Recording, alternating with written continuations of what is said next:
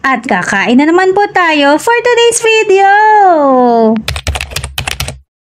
Hi friends! Pumunta nga kami ni PM dito sa Robinsons Palapala para kumain itong favorite kong lumpiang sariwa. At tingnan nyo naman kung gaano kadami yung ingredients na nilalagay nila. Talagang umaapaw yung laman. By the way, konti nga lang pala yung pinapalagay ko lagi kay ate na garlic kasi ayoko yung masyadong overpower yung garlic.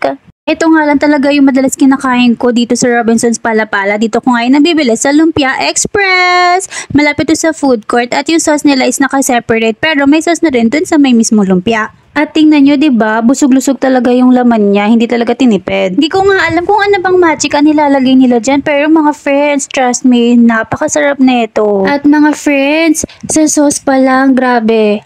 Panalong-panalo na. Iba yung pagkalinamnam at sarap. Kita naman sa akin, di ba, kung gaano ko talaga na-enjoy yung pagkain nito. So, i-rate na natin siya. For the taste, it's 10/10 kasi iba talaga yung lasa niya as hindi ka magsasawa. And for the price, before kasi it's only 60 pesos. Kaso, dahil nga sa inflation, I think it's 69 pesos na. Is it worth it? Yes na yes, worth it na worth it. Though hindi siya ganun kalaki, pero siksik naman siya sa laman. And sa isang order mo pa lang, friends, busog na busog ka na. Is it worth the try?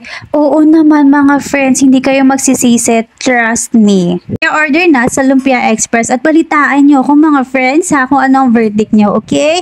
O siya mag-date pa kami ni PM. Yan lang, bye! Happy eating!